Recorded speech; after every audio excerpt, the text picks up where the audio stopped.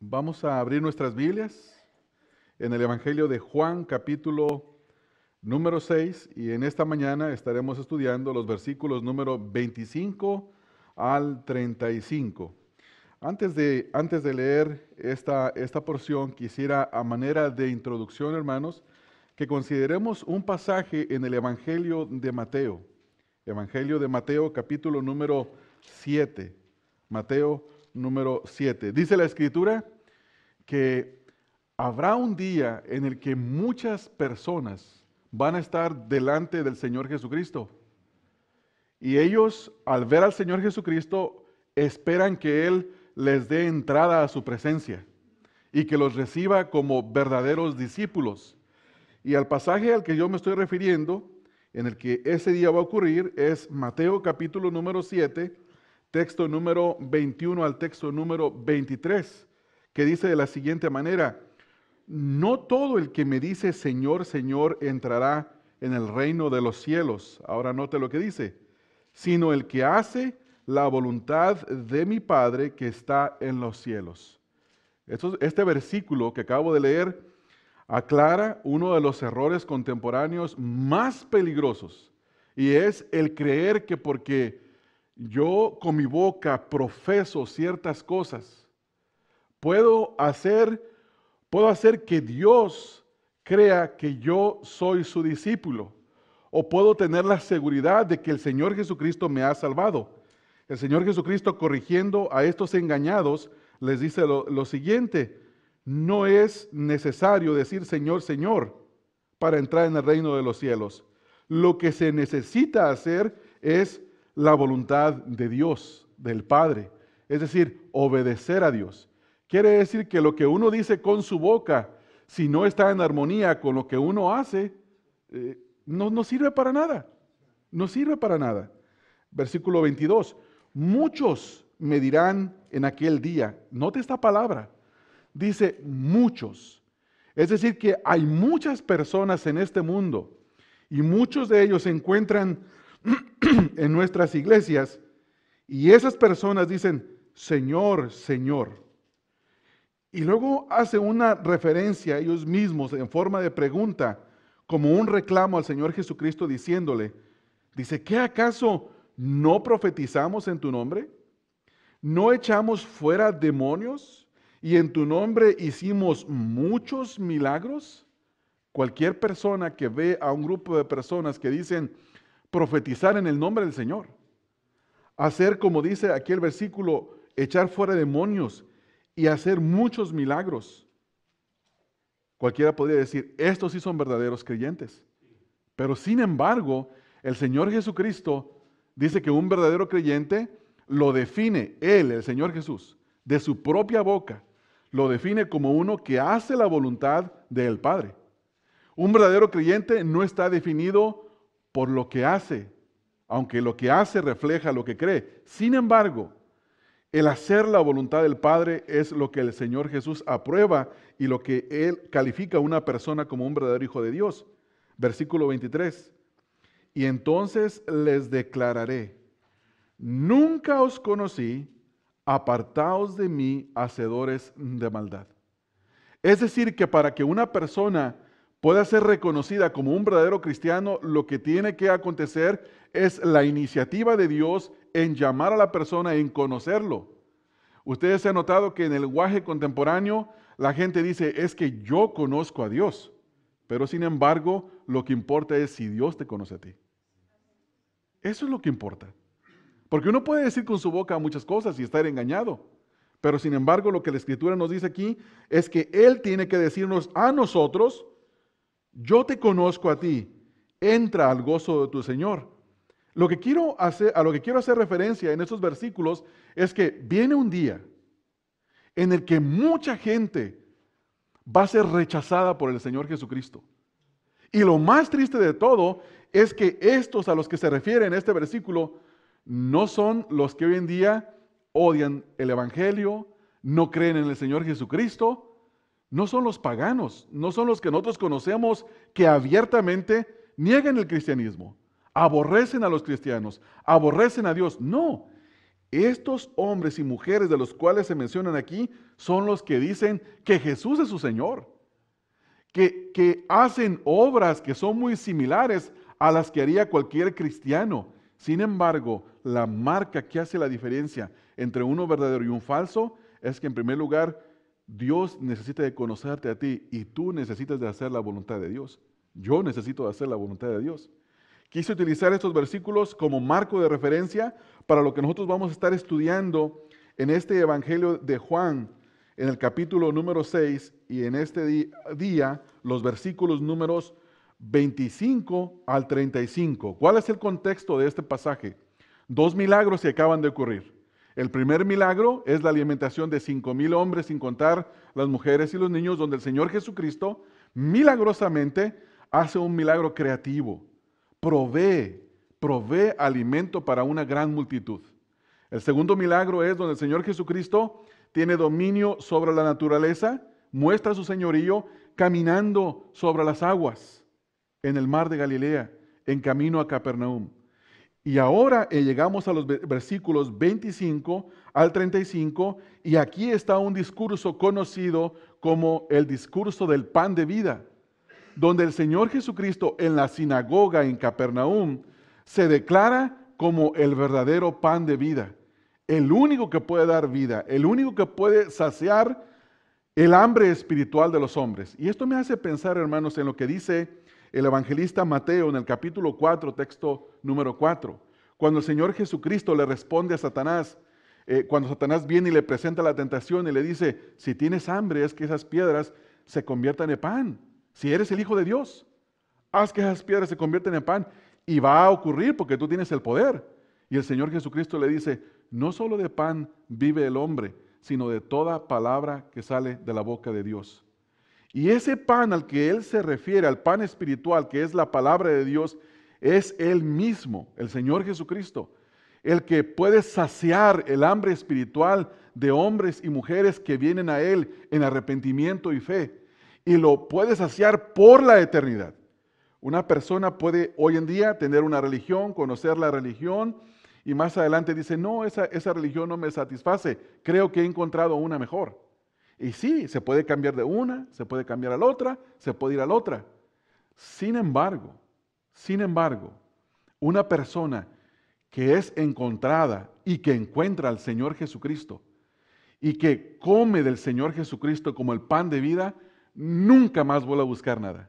Jamás. No vuelve a buscar. Ustedes pueden experimentarlo en su propia vida.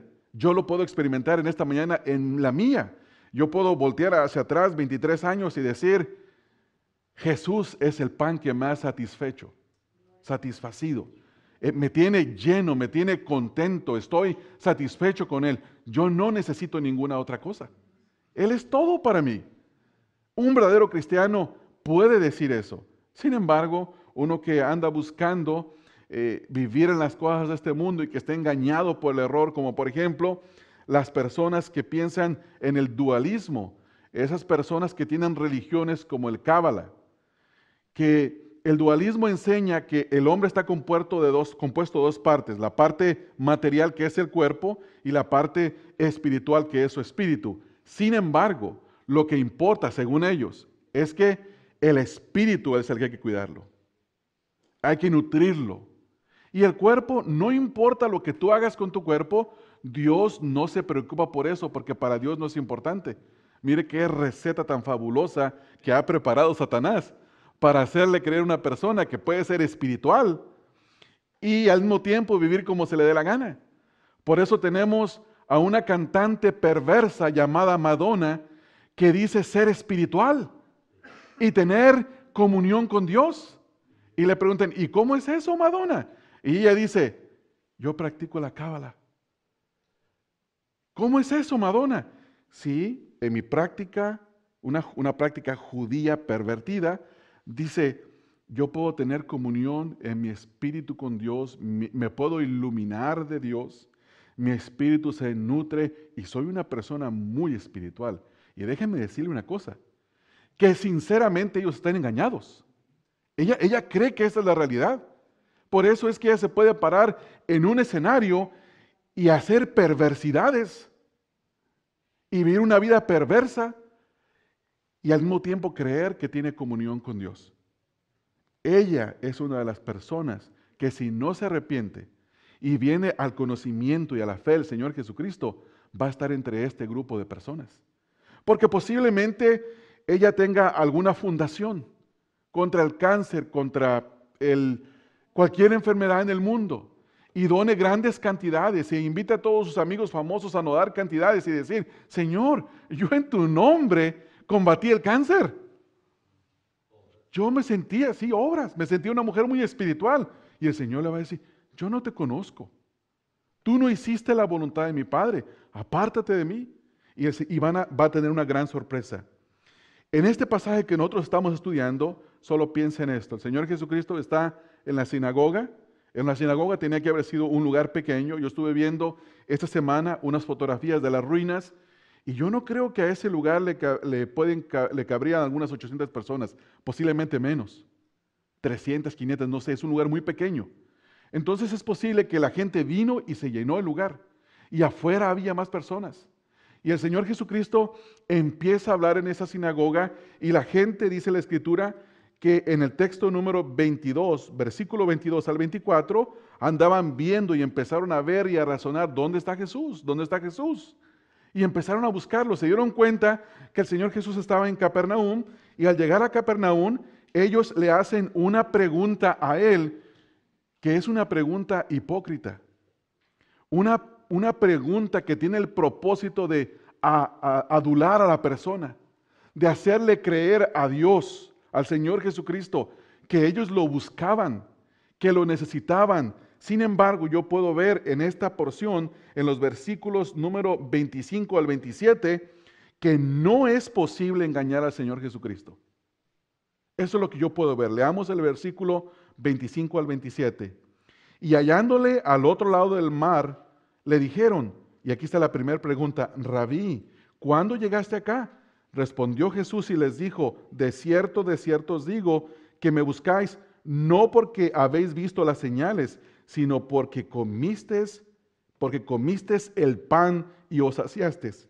Versículo 27, trabajad no por la comida que perece, sino por la comida que a vida eterna permanece, la cual el Hijo del Hombre os dará, porque a este señaló Dios el Padre. Versículo número 25. En este versículo, los falsos convertidos o falsos discípulos del Señor Jesús quisieron impresionarlo haciéndole una pregunta en forma de adulación. Dice, ¿dónde estás? ¿Te estábamos buscando?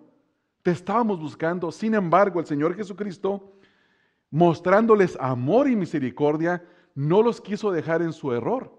¿Qué fue lo que les dice? Les descubre la verdad de su corazón. Porque el Señor Jesucristo conoce todo lo que hay en el corazón de los hombres.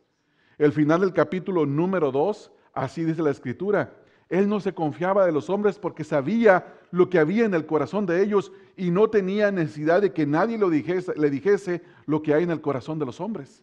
Entonces, esto es lo que ocurre aquí. Estos falsos discípulos quisieron impresionar al Señor Jesucristo y hablándole de esta manera que lo buscaban y que lo extrañaban, lo estaban adulando. Sin embargo, en el versículo 6 nosotros vemos la respuesta que Él les da. Es una respuesta que les muestra a ellos que si ellos verdaderamente lo querían seguir, no lo podían engañar.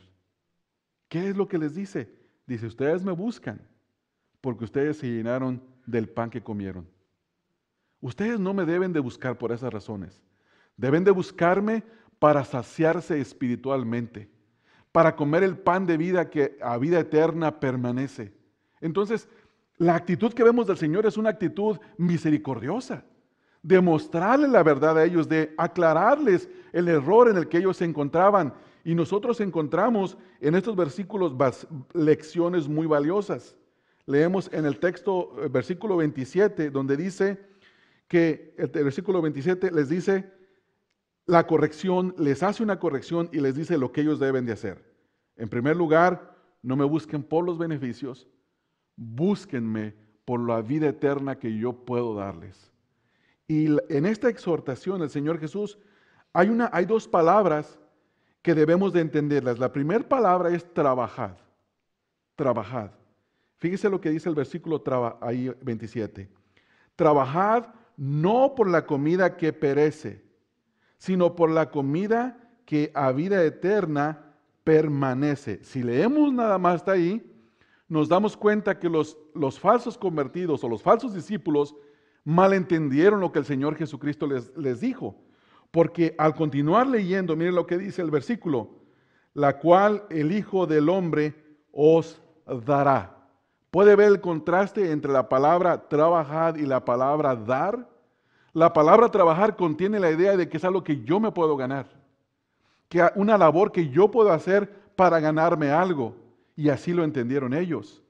Sin embargo, el Señor Jesucristo les dice, busquen. Esta palabra se puede utilizar en el sentido de busquen el verdadero pan. Búsquenme a mí. Y en esta búsqueda, dice el Señor, yo les voy a dar. Es Él el que da. Después vamos a ver que hay un mal entendimiento y Él les va a hacer una corrección. En esta exhortación necesita de ser aclarada más adelante, porque aquí el Señor les manda que trabajen. Sin embargo, la idea es que busquen no la comida que perece. Entonces el Señor lo que hace con ellos es aclararles. Y saben, hermanos, eso es lo que el Señor hace con nosotros, nos aclara constantemente. ¿No nos damos cuenta de eso? Estamos en la vida cristiana y tenemos ciertas ideas de lo que la vida espiritual es. Pero cuando empezamos a leer la palabra de Dios, nos damos cuenta que lo que yo creía que era, en realidad no es así. Y el Señor nos va aclarando y nos va moldeando. Y uno va entendiendo lo que dice la palabra de Dios. Bueno, el Señor tenía el propósito con estos discípulos que lo estaban siguiendo, que después nos damos cuenta que son falsos discípulos porque dejaron de seguirlo. Y vemos nosotros, hermanos, ahí que lo que el Señor hace es esta corrección. En esta corrección el Señor muestra su amor, su paciencia, su misericordia. Cualquier persona podría decir, pero hombre, el Señor Jesús, ¿qué no se podía haber quedado callado? ¿Por qué tenía que decirles lo que verdaderamente había en su corazón? Y aquí hay una lección que nosotros podemos aprender, más bien dicho dos. La primera es con referencia a nosotros. Cuando leemos en la Escritura algo que nosotros creíamos que era de otra manera, nosotros debemos de aceptar la corrección de las Escrituras.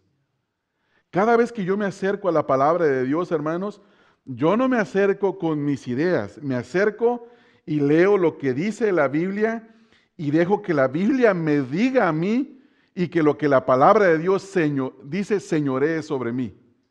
¿Verdad, hermanos? ¿Cuántas veces hay ocasiones que no me acerco a la palabra de Dios y qué digo? Dice así, pero es que yo creo de otra manera. Y eso es algo muy común en nuestro tiempo, gracias a los que utilizaron el método de las células. Las células, ustedes conocen a los grupos pequeños. La idea es que en estos grupos pequeños haya un modelador, no haya un maestro de la Biblia, porque nadie quiere tener maestros en el día de hoy. Y se presente un pasaje de la Escritura y le digan a la persona, ¿qué es lo que tú crees que dice ese pasaje? O le dicen, ¿cómo te habla a ti ese pasaje? Yo recuerdo haber visto un video de una burlesca que hicieron acerca de esta metodología, y en esa burlesca o en esa broma se llama, creo que se llama Tu opinión sobre la Biblia, no recuerdo bien el título, pero el punto es este: hay un grupo de personas y están leyendo Romanos capítulo 8, hablando de acerca de los hijos de Dios, y el director o el modulador que le llaman, o el moderador, le dice, Debbie, ¿qué te dice a ti la Escritura ahí? Y luego dice, a mí me dice que por cuanto soy hija de Dios, Dios es incondicional conmigo, su amor dice esto, su amor dice el otro. Y luego le dicen al otro, vamos a ponerle John, ¿qué te dice la Escritura ahí? Dice, pues yo estoy de acuerdo con Debbie, pero a mí me dice esto otro. Y ya le dijo dos cosas. Y luego después le dice a otro y le dice otra cosa diferente. Y en todo el diálogo hay un joven a un lado que está haciendo caras. Parece que este es el único que entiende la Escritura. Y dice, no, yo veo que la Escritura dice esto. Y es todo lo opuesto que dijeron el resto del grupo. Y él le dice, yo pienso que ellos no tienen razón, porque si tú lees el texto, en su contexto dice esto otro, y ¿sabe qué hace el modulador?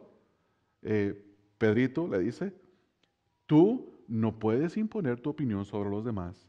La opinión de todos es importante. Es el peor de los errores. Quiere decir que todos nosotros nos sentamos como jueces de la palabra de Dios.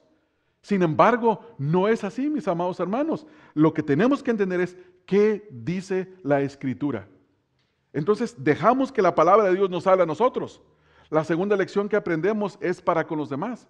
Cuando tengo la oportunidad de hablarle del Evangelio a alguien, o cuando un vecino, un amigo, un pariente hace una mención acerca de Dios, de lo que Dios, según su pensamiento, está haciendo, y yo veo que la Biblia dice lo opuesto, yo no me debo de quedar callado. Tengo que decirle, mira, tú estás diciendo eso y estás diciendo que el carácter de Dios es de esta manera. ¿Es de esta manera el carácter de Dios? Y tenemos que llevarlos a la Escritura y mostrarles que eso no es así. Hay ocasiones en que en alguna situación familiar o entre amigos tengamos, está envuelta la mentira. Y decir, y que alguien diga, yo creo que fue la voluntad de Dios que hiciéramos todo esto cuando estamos mintiendo. Hoy leímos en la escuela dominical, en Tito capítulo 1, donde dice, porque es imposible que Dios mienta. ¿Podemos decir que Dios está envuelto en una mentira, hermanos? Por supuesto que no. Tenemos que aclarar. Sin embargo, sí podemos decir que Dios en su misericordia, ha permitido que pasen algunas cosas, pero esa mentira se tiene que arrepentir. Tiene que venir al arrepentimiento. El Señor no está quitando la vida en ese momento. Y a veces está la idea de que uno puede ir viviendo su vida mintiendo, robando, adulterando, fornicando, y luego dice uno, no pasa nada. Yo no veo que Dios me discipline. Yo no veo que Dios esté haciendo nada contra mí. Pero mire lo que dice la Escritura. ¿Cómo podemos explicar que una persona viva de esa manera y poder explicar que Dios no haga nada? Dios sí hace algo. Y le voy a leer un versículo que se encuentra en Romanos capítulo 2, el texto 5. Fíjese lo que dice, hermanos. Pero tú, por tu dureza y por tu corazón no arrepentido, escucha lo que dice, atesoras para ti mismo ira para el día de la ira y de la revelación del justo juicio de Dios. ¿Qué quiere decir esto?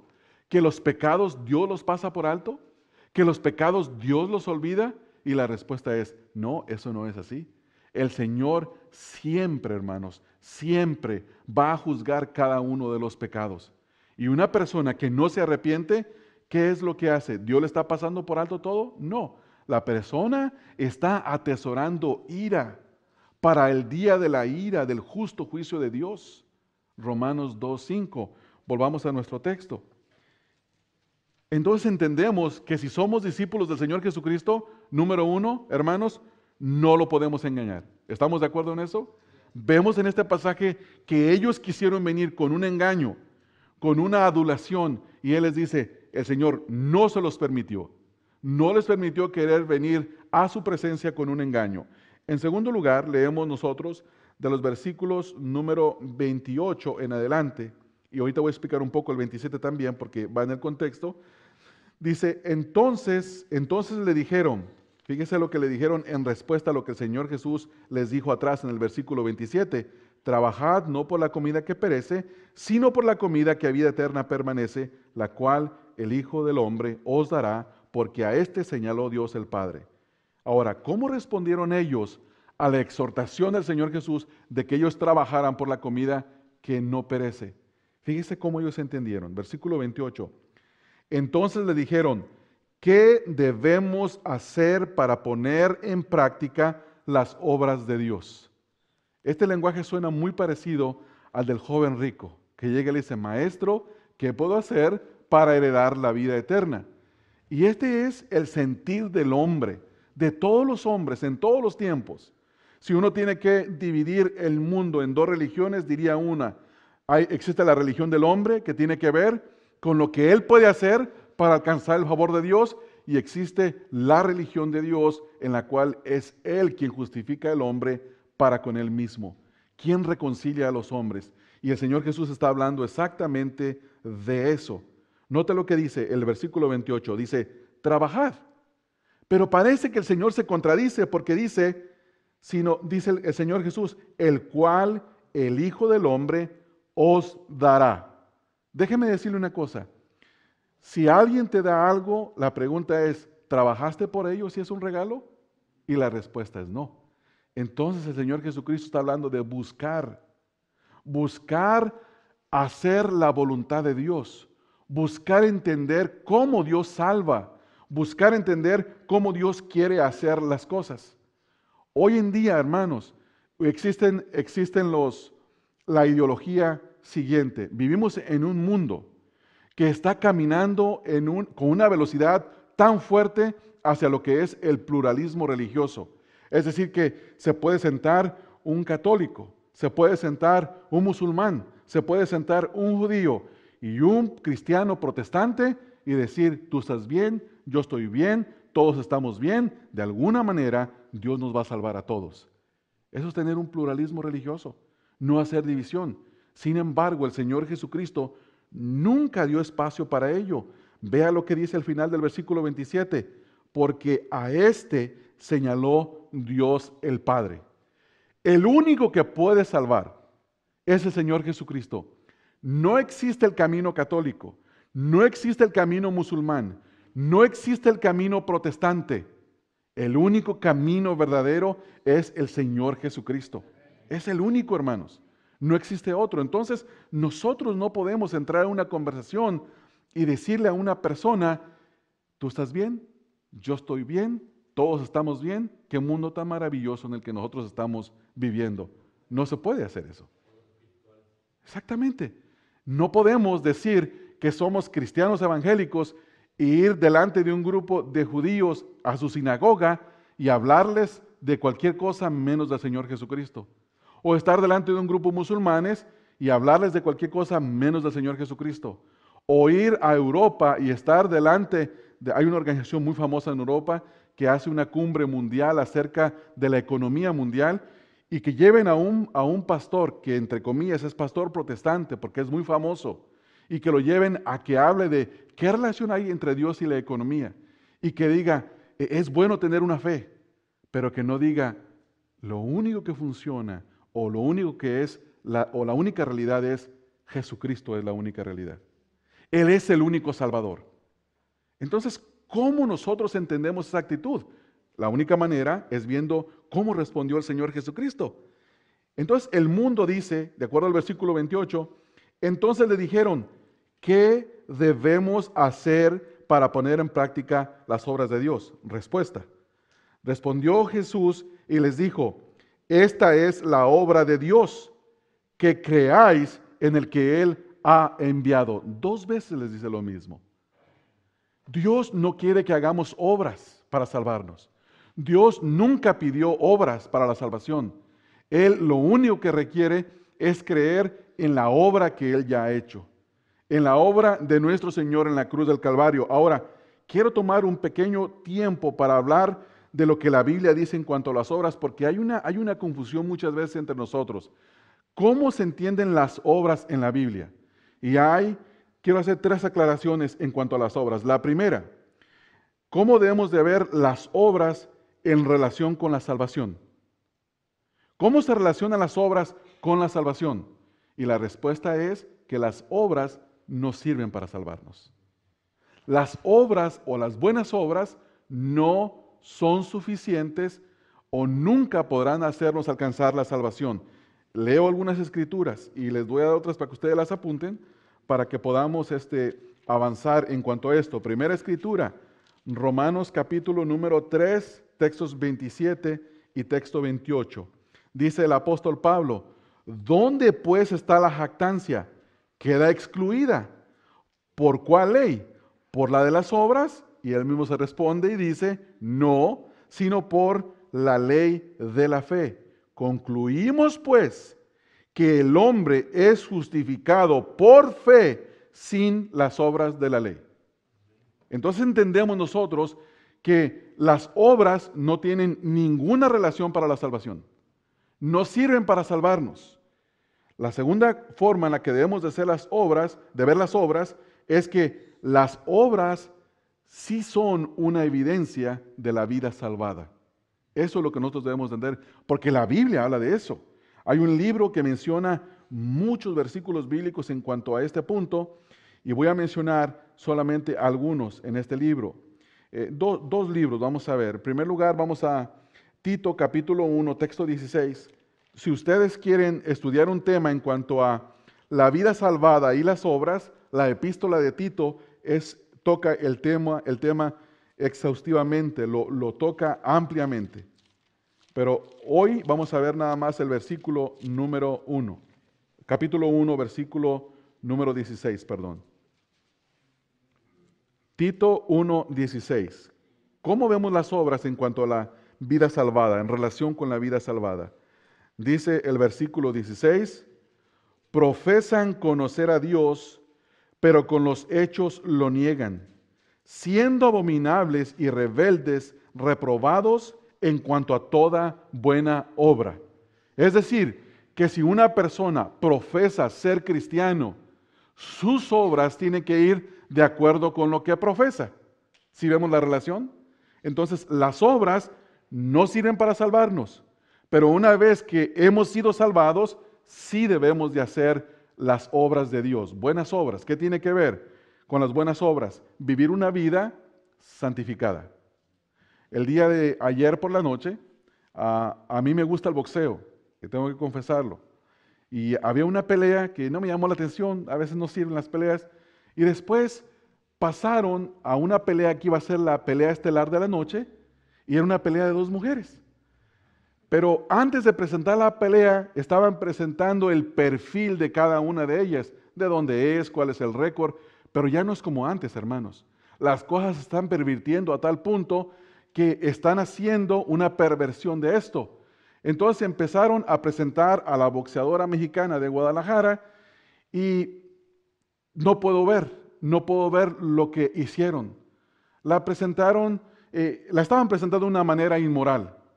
Entonces, cuando la boxeadora iba a empezar la pelea, estábamos mi esposa ahí sentados, mi esposa estaba ocupada haciendo unas cosas, y a mí me llamó la atención algo que traía en sus calzoncillos, en sus shorts. Estaba el nombre de ella y decía, yo amo a Cristo. Y mi pregunta es, ¿qué relación tiene con lo que ella acaba de hacer, para lo que ella se prestó a hacer, mostrarse de una manera inmoral, con el letrero que trae en su calzoncillo? No concuerda, no concuerda. Con su boca profesa conocer a Dios, pero con sus hechos lo está negando. Ella tenía que haberse puesto firme y decir, si ustedes quieren presentar mi perfil de mi historial boxístico, preséntenlo, pero yo no me puedo prestar para lo que ustedes me están pidiendo hacer. Sí ve la relación, ¿verdad, hermanos? Entonces vemos las buenas obras no son suficientes, no sirven para la salvación, pero las buenas obras son la evidencia de una vida salvada. Ahora, por último, quiero hablar del último punto en cuanto a las buenas obras. Las buenas obras van a ser juzgadas o serán la base del juicio tanto para los inconversos como para los convertidos. ¿En qué forma? Quiero explicar esto. Los perversos, como acabamos de ver en Mateo capítulo 7, el Señor Jesús dijo, apártense de mí, hacedores de maldad, ¿verdad? Los juzgó por sus obras. Sin embargo, los creyentes seremos juzgados también por nuestras obras, pero para el día de las recompensas. Cada creyente va a recibir recompensas de acuerdo a su servicio al Señor Jesucristo. No vida eterna, la vida eterna ya no la dio, pero sí habrá una recompensa. ¿Cómo es eso? Yo no lo conozco en detalle, pero sé que habrá recompensas. Ahora, quiero ver algunas evidencias de la Escritura. Salmo número 28, versículo número 4. Salmo 28, versículo número 4. Vemos la relación que hay entre las obras y las recompensas o el juicio. Salmo 28, versículo número 4 dice, dales conforme a su obra y conforme a la perversidad de sus hechos. darle su merecido conforme a las obras de sus manos. Si nosotros tenemos que pensar, por ejemplo, en esto, alguien podría decir, va a ser el mismo castigo para un hombre como Hitler, como Mussolini, como estos hombres tiranos. Va a ser el mismo juicio para ellos que para un hombre que fue, entre comillas, un hombre, pero su único pecado fue ser un adúltero. En el día del juicio va a recibir mayor castigo un hombre como Hitler que un hombre como él. Los dos van a estar en el infierno.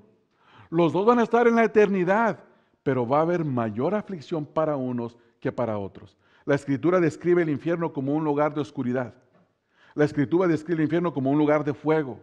La Escritura describe el infierno como un lugar donde el gusano nunca termina de comer y de roer y demás. Bueno, el gusano no roe, es mi segunda vez que digo lo mismo. Come. La Escritura describe el infierno como un lugar donde es el eterno crujir de dientes. La Escritura describe el infierno donde hay una criatura que es un espanto. Yo no sé cómo es eso. Lo dice el libro de Job.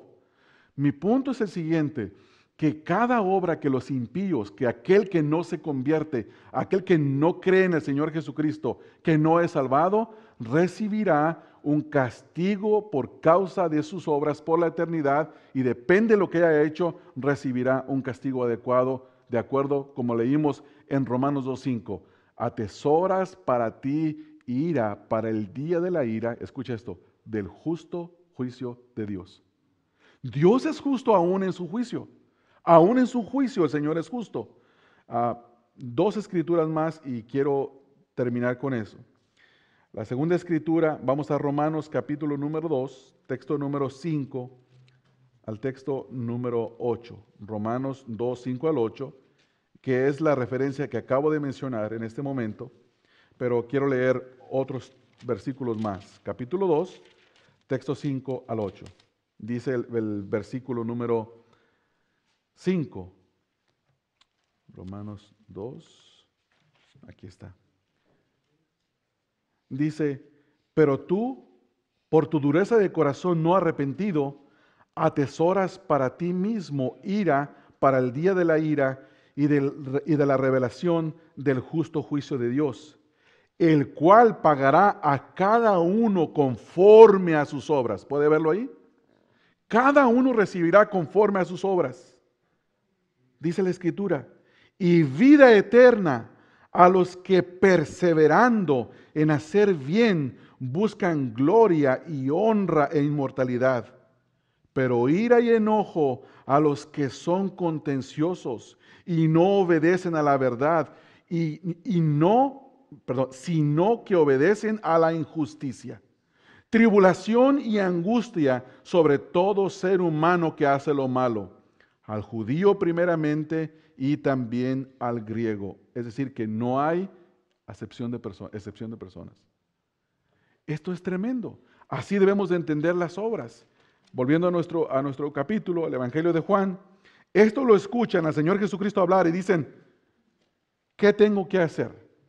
¿Qué tengo que hacer para ganarme la vida eterna? Y la respuesta del Señor es, la salvación no se gana, la salvación se recibe.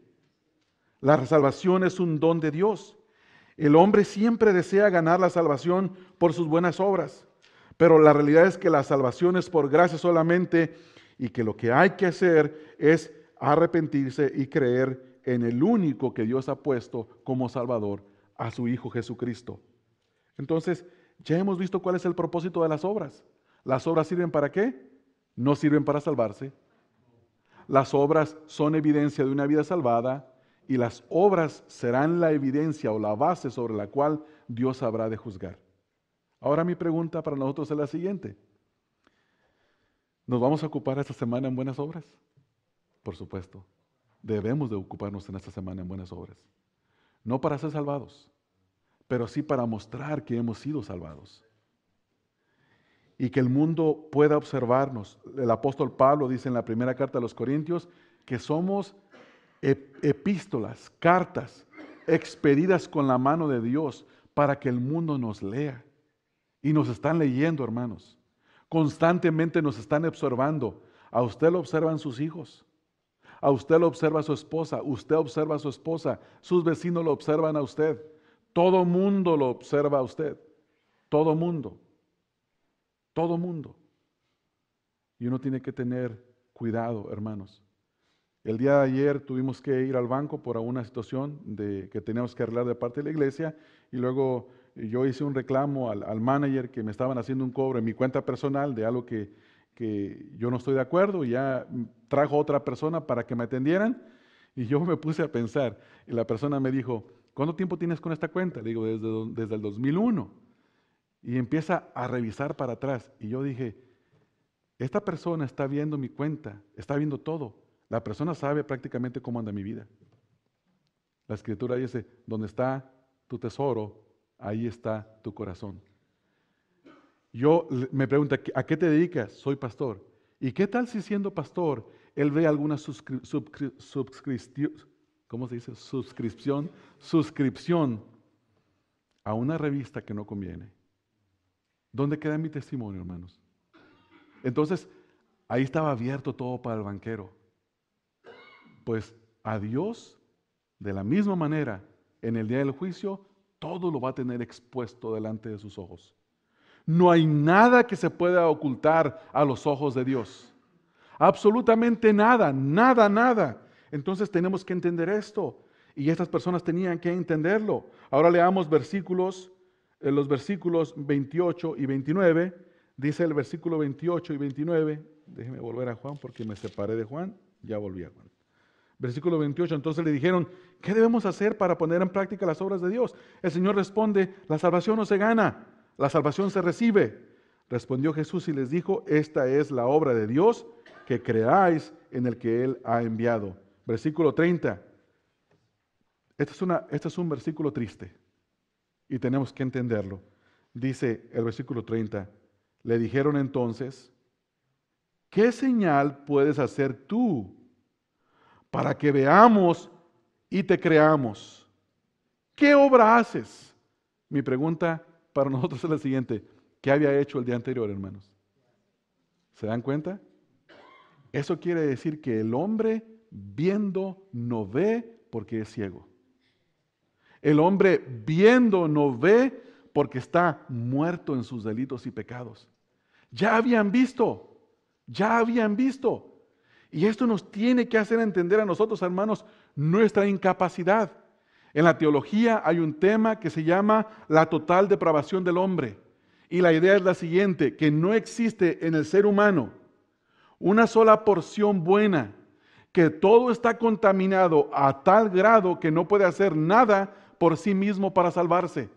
Que no hay nada rescatable en el ser humano. Nada que Dios pueda decir, es medio perverso, pero tiene una parte buena, pura. Hay que ayudarle. No. La Escritura dice, Isaías dice, que desde la planta, donde nosotros pisamos el suelo ahí, hasta la coronilla de nuestra cabeza, nos describe como hinchada, llaga y pudrición. Y saben, hermanos, que si usted habla con un doctor y le dice, doctor, yo tengo una pregunta, creo que es importante, y el doctor va a decir, ¿cuál es? Y usted le dice, ¿para qué sirve la llaga hinchada y la pudrición? ¿Qué hace usted con lo que queda ahí? ¿Puede rescatar algo? Le va a decir, no, hay que rasparle todo, hay que quitarlo, hay que limpiar y hay que seguir metiéndole desinfectantes. Y le dice, ¿qué pregunta es esa? Es que así la Biblia lo describe a usted y me describe a mí. Hay una buena pregunta, ¿verdad? Yo le dije a mi esposa, tenemos una perrita que hay que ir a arreglarla para que no tenga bebés.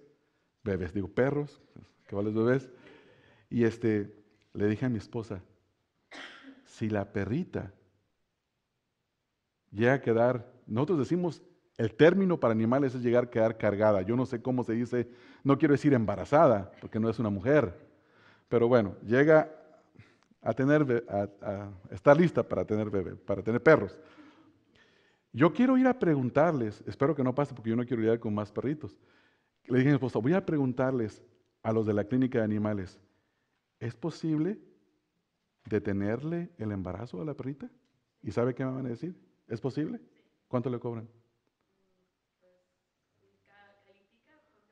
No, pero sí les practican abortos a los animales. No sabía yo eso. Yo pensé en mí que a lo mejor le iban a decir, no, ¿cómo le va a hacer eso? Yo dije, entonces a los animales sí se los previene y a las personas no. Pero bueno, entonces mi ilustración, gracias Miriam, me la echó a perder. No sirve. Qué bueno que me quitó mi ignorancia. Muy bien, entonces hermanos, seguimos adelante, ya que mi ilustración nos sirvió. Vamos al versículo número, ¿en cuál nos quedamos? En el 30, ¿verdad hermanos? Entonces ellos dicen, ¿qué debemos de hacer? Dice, no, ¿qué señal vas a hacer tú? Ellos habiendo visto, no veían hermanos, no podían ver. Qué poca vergüenza, ¿verdad? Y el Señor Jesucristo, yo quiero saber cómo le responde el Señor Jesús, y gracias al Señor que tenemos aquí lo que dice aquí. Y luego, no solamente fueron tan crudos en decirle, pues, ¿qué señal haces? Sino que se mostraron religiosos y conocedores de la palabra de Dios. Mire lo que dice, nuestros padres comieron el maná del desierto, como está escrito, pan del cielo os dio a comer. ¿Notan lo que dice ahí? Como está escrito. Ellos le dijeron, ¿quién eres tú? La Biblia dice esto. Muéstranos una señal, una más. Pero dice, nosotros conocemos la Escritura. Dos cosas a observar aquí. El hombre en su condición natural, viendo, no puede ver. Usted le puede predicar el Evangelio con tanta claridad, y si la obra milagrosa, si aquel que dijo en el principio en Génesis 1, sea la luz, y fue la luz, si él no hace resplandecer la luz del Evangelio en nuestros corazones, nadie puede creer al Evangelio. Hermanos, yo quisiera a veces ser un poquito más grosero en mi manera de hablar, pero no lo voy a hacer. Y decir, ¿qué es eso que a ti te han dicho que tú puedes hacer que Cristo entre en tu corazón? Que depende de ti que tú puedas tener vida eterna. ¿Quién te dijo eso? ¿Quién te trajo semejante engaño? Cuando nosotros vemos aquí que ellos vieron y que les dijo el Señor Jesús, lo que ustedes acaban de ver, donde me vieron hacer una obra, solo crean en mí, yo soy el pan de vida. Y ellos todavía dicen, ¿cuál obra? ¿Qué hiciste algo? Ni siquiera se acordaban, hermanos. Ni siquiera. ¿Por qué? Porque viendo no puede ver. A lo mejor uno de ustedes ya se está, como decimos en México, enchilando, enojándose. Pero déjenme decirle una cosa, hermanos. Miren, hermanos, esto, perdónenme por hacer bromas de esta manera, pero déjenme decir una cosa. Esto no es cuestión de risa, porque el mismo contexto que nosotros vimos ayer, observamos que el Señor Jesucristo, no hay nadie que pueda venir a mí si el Padre que me envió no lo trae. Y serán enseñados por Dios, dice la Escritura, y oirán la voz de Dios. Ahora, déjeme hacerle una pregunta. Usted que habla español, y los que hablan inglés por la traducción. Gramática. Hermano Luis es bueno para gramática, y que me ayude si me trabo por ahí. Dice el versículo 45. Fíjese, lea esta gramática y háblame de verbos pasivos y verbos activos, y vamos a ver quién está activo y quién está pasivo en el versículo 45. Escrito está en los profetas, no nomás en un profeta. Y es una referencia directa de Isaías 54:13, pero dice, y serán todos enseñados por Dios. ¿Quién está activo? Dios. ¿Quién está recibiendo enseñanza pero está siendo pasivo? Un salón de clase es el lugar más ideal para explicar esto, ¿verdad, hermanos? ¿Quién enseña en la clase? El maestro o la maestra. ¿Y quién recibe la enseñanza? Y mi pregunta, ¿son pasivos o son activos en cuanto a la enseñanza? Son pasivos, porque la enseñanza viene del maestro, ellos reciben, pero la actividad está en el maestro. Y dice aquí, y serán todos enseñados por Dios. Y escucha esto, así que todo aquel que oyó al Padre y aprendió de él, viene a mí. Otra pregunta, hermanos. Si yo le digo a alguno de ustedes, no, ¿qué se necesita para que Héctor, que está aquí frente a mí, me pueda escuchar? ¿Qué se necesita? Sí, que tenga oídos, ya lo sé eso. Él puede tener oídos y sus oídos pueden estar funcionando perfectamente bien y puede estar vivo, todo lo que usted quiera. Pero ¿qué se necesita para que él escuche mi voz? ¿Ah? que yo hable, hermanos. Si yo no le hablo, Él no me puede escuchar. Entonces, ¿qué necesita una persona para escuchar la voz de Dios? Que Dios le hable. Mi pregunta es, ¿les había hablado Dios a los que recibieron la primera señal? Sí, pero no oyeron. Y la pregunta es, ¿qué los hizo no poder escuchar? Su condición actual, su condición pecaminosa. Entonces, Dios tiene que hablar, hermanos. Entonces, lo que nosotros vemos en este pasaje es que estos falsos convertidos o falsos discípulos, viendo no podían ver porque estaban muertos en sus delitos y pecados, como la Escritura lo dice. El versículo 30 nos dice que los falsos discípulos ven las obras de Dios y sin embargo no las pueden ver, o es decir, creer. No las pueden creer, no las pueden creer. Versículo 31, los falsos discípulos pueden llegar a conocer la Escritura y aún no ser salvos. Ellos dijeron, oh no, es que escrito está. Nuestros padres comieron el pan que Moisés les dio. Y el Señor les hace una corrección. Mire la corrección en el versículo número 32. Y Jesús les dijo, de cierto os digo, no os dio Moisés el pan del cielo, mas mi Padre os da a ellos el verdadero pan del cielo. Porque el pan de Dios es aquel, una vez más, que descendió del cielo y da vida al mundo. Y luego en el versículo 34, otra vez en oscuridad y en ceguera espiritual le dijeron, Señor, danos siempre de este pan. La pregunta es, ¿entendieron? No entendieron. No entendieron. Parece que sí están entendiendo, pero no entienden. Mira lo que dice más adelante. Jesús les dijo, yo soy el pan de vida. La respuesta del Señor Jesús me hace entender a mí que ellos no entendieron. Ellos dicen, ¿dónde está el pan? ¿Por qué no nos das de ese pan? Y él dice, yo soy. Aquí estoy frente a ustedes. Coman de ese pan. Jesús les dijo, yo soy el pan de vida. El que a mí viene nunca tendrá hambre. Y el que en mí cree no tendrá sed jamás. Y luego escuche, mas os he dicho que aunque me habéis visto, no creéis. Lo vieron y no creyeron. ¿Qué dice el Señor aquí, hermanos? ¿Qué nos enseña? Que el hombre, aunque vea, no puede creer. Entonces la pregunta es, como nos dijo una señora hace una semana, ¿quién se salva entonces? ¿Quién se salva? Y la respuesta es el versículo que sigue. Lea el versículo que sigue, ahí está la respuesta. Si viendo no puedo creer, ¿qué necesito? Todo lo que el Padre me da, vendrá a mí. Y al que a mí viene, no le echo fuera. Porque he descendido del cielo, no para hacer mi voluntad, sino la voluntad del que me envió. Y esta es la voluntad del Padre, el que me envió, que todo lo que me diere, no pierda yo nada, sino que lo resucite en el día postrero. Una vez más, texto, versículo 40.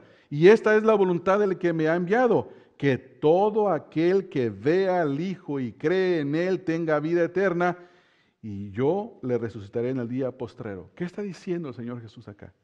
Primero dice que el que ve y cree. Entonces, cuando alguien ve al Señor Jesucristo y cree, ¿cuál es la realidad? ¿Él vio y creyó? Sí, la realidad es esa. Pero ¿qué está detrás de todo eso? Dios lo trajo. Dios lo trajo. Hermanos, yo quiero decir con todo amor y respeto a cada uno de ustedes, si usted siente como que esta doctrina le causa conflicto, yo lo entiendo, hermano. Yo lo entiendo. Y quiero decirles con todo respeto, hermanos, yo no estoy aquí para levantar antagonismo contra ninguno de ustedes. Ese no es mi trabajo. Si usted se siente ofendido por la doctrina, ora al Señor. Y si usted es un verdadero hijo de Dios, el Señor le va a aclarar la verdad. Porque el Espíritu no enseña dos verdades diferentes. El Espíritu ilumina la verdad de la Escritura. Y si usted quiere sentarse conmigo a que hablemos de esas cosas y lleguemos a la misma conclusión los dos de que no entendemos nada, pero que así es. Hermanos, déjenme decirle otra cosa. El hecho de que usted y yo no entendamos no quiere decir que no sea verdad. La Escritura así dice, hermanos. Y si usted lo lee, léalo todas las veces que usted quiera y va a encontrar lo mismo. Que aunque veamos y Dios obre enfrente de nosotros, viendo no podemos ver en nuestro estado natural. Que Dios necesita de tener misericordia con nosotros. Que Dios necesita de mandar su aliento de vida. Que Dios necesita de traer vida eterna a la persona. Y es Dios quien se lleva la gloria. Por eso es que siempre, como decíamos en la escuela dominical, oramos cuando oramos de nuestra salvación. ¿Cómo oramos, hermano? Señor, gracias por la vida eterna que tú me has dado. No decimos, Señor, gracias por enviar a tu Hijo Jesucristo y hacer posible, y gracias a mí porque yo tuve la decisión y que que la gloria sea para los dos, 50% tuya y 50% mía. No, hermanos, no es así. Solo al Señor sea la gloria. Amén, hermanos. Entonces, estos falsos discípulos estaban siendo confrontados por el Señor Jesucristo. Por eso, ahora dije el título del mensaje hasta el final. El Señor Jesús reprende y confronta a los falsos convertidos. Y esta escritura nos confronta a nosotros también, hermanos. De la misma manera, quiero que nos vayamos con algunos pensamientos. Número 1, no es posible engañar a Dios. No es posible. Usted y yo podemos estar en esta mañana acá y podemos, no sé, yo predicar, Andrés tocar, los hermanos cantar, Héctor dirigir, todos los que participamos, los que están allá sentados, y no podemos engañar a Dios. Nuestro corazón está expuesto delante de los ojos de Dios. Entonces, entendamos eso, que Él conoce nuestros corazones y que no lo podemos engañar. Hermanos, si alguno de ustedes está viviendo o practicando un pecado y cree que es creyente y lo sigue practicando y cree que puede venir a la iglesia, arrepentirse el domingo y volver a su casa y entre semana y seguir practicando el mismo pecado y cree que es hijo de Dios, el Señor Jesús dice que usted es un hacedor de maldad, no es su hijo. No podemos engañar al Señor, hermanos. Yo no lo puedo engañar. Es una verdad aterrorizante que a Dios no lo puedo engañar. No se le puede engañar. Usted puede engañar al gobierno, usted puede engañar a su esposa, usted puede engañar a sus padres, pero cuando uno es joven es muy astuto para engañar a los padres. Sabe uno buscar la vuelta, pero a Dios no lo podemos engañar. Segundo lugar, ninguna obra que usted y yo hemos hecho nos sirve para salvarnos. No es por obras, es por gracia. Pero las obras que hacemos reflejan si verdaderamente hemos sido salvados. Y considere que las obras serán la base para el juicio final, tanto de los no creyentes como para los que hemos creído en el Señor Jesucristo. Y en tercer lugar, considere dos cosas. Nadie se puede salvar al menos que Dios intervenga y tenga misericordia en su vida. Y si usted le va a predicar el Evangelio a una persona, asegúrese de que por más bien que se lo predique y por más que ore por la persona, Dios tiene que intervenir. Y para nosotros no hicimos nada, hermanos, para salvarnos. Fue Dios quien nos salvó por su misericordia. Como dice Pablo a Tito, no por obras de justicia que nosotros hubiéramos hecho, sino por su misericordia. Entonces, que a Él sea la gloria en su iglesia, hermanos. Amén. Vamos a orar, hermanos. Vamos a orar. Señor, te damos gracias por este tiempo que hemos podido meditar en tu palabra. Yo te ruego, Padre, que tú aclares a cada uno de nosotros nuestra condición espiritual. Que si hay alguno entre nosotros, Señor, que está engañado o que se dio cuenta hoy que está engañado, que tengas misericordia, Señor, y que traiga salvación a su vida.